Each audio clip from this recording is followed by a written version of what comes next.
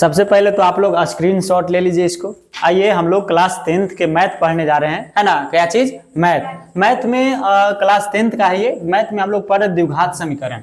द्विघात समीकरण में सबसे पहले हम लोग जानेंगे कि सर द्विघात समीकरण कहते किसको है, द्विघात समीकरण कहते किसको है। तो देखिए द्विघात समीकरण की परिभाषा लिखा हुआ है, डेफिनेशन।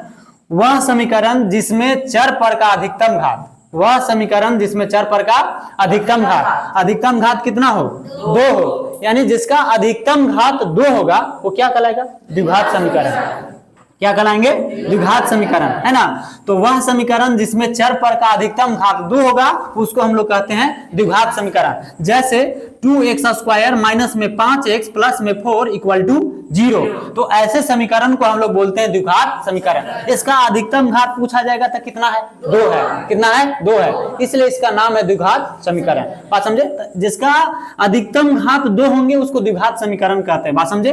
अब समीकरण किसको कहते हैं? तो बराबर के इधर और बराबर के उधर, यानी कि LHS LHS बराबर RHS होगा, तो इसी को हम लोग कहते हैं समीकरण। क्या कहते हैं? समीकरण। यानी LHS और RHS दोनों दिया हो तो इसी को हम लोग क्या बोलते हैं? समीकरण बोलते हैं। मेरे भाई यहाँ पे सबसे पहले आपको ध्यान में रखना है कि द्विघात समीकरण का ये व्यापक सूत्र है। द्विघात समीकरण के क्या है? व्यापक सूत्र। तो द्विघात समीकरण के व्यापक सूत्र होता है x² प्लस में bx और प्लस में c इक्वल टू 0।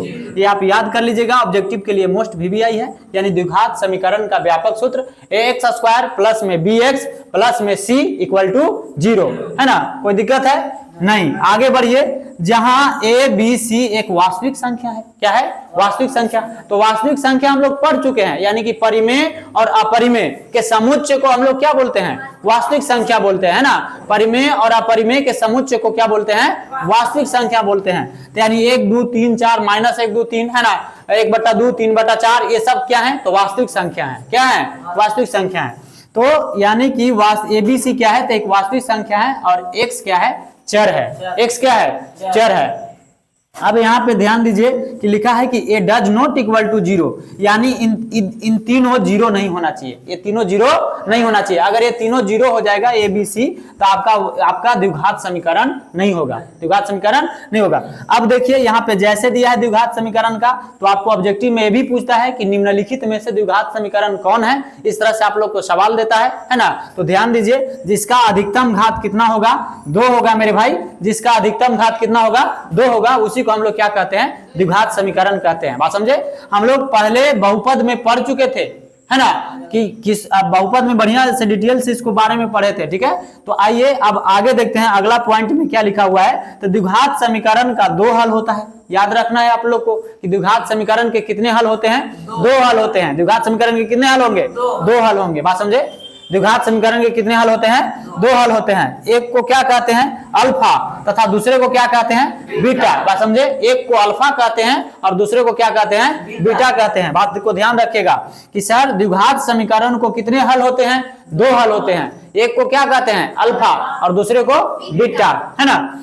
अब नेक्स्ट बात में आपको लिखा है नोट में, थोड़ा सा इस बात को ध्यान रखिएगा कि मूल अल्फा बीटा का मान द्विघात समीकरण में रखने पर, यानी कि अल्फा बीटा का मान द्विघात समीकरण पर रखने पर RHS का मान क्या हो जाता है? 0 हो जाता है। फलतः इसे हम लोग क्या कहते हैं? शून्य कहते हैं। यानी RHS का मान 0 हो जाएगा तो उसको हम लोग क्या कहते हैं? शून्य कहते हैं। बात समझे? आइए यहाँ पे देखिए कि द्विघात समीकरण के हल करने की कितनी विधियां हैं? 3 विधियां हैं। यानी द्विघात समीकरण के हल करने की कितनी विधियां हैं? 3 विधियां हैं। बात समझे? तो द्विघात समीकरण के हल करने की 3 विधियां कौन कौन है? तो पहला है आपका गुणनखंड विधि। पहला क्या है मेरे भाई? गुणनखंड विधि। दूसरा है श्रीधाराचार्य सूत्र। श्रीधाराचार्य सूत्र यानी द्विघात सूत्र भी इसको बोलते हैं। VBI है, ऐसे सब तो VBI है। द्विघात सूत्र, है ना, बहुत इजी है, चीप एंड बेस्ट है द्विघात सूत्र, है ना, द्विघात सूत्र। तीसरा है आपका वर्ग पूरा करके। तीसरा क्या है? वर्ग पूरा करके।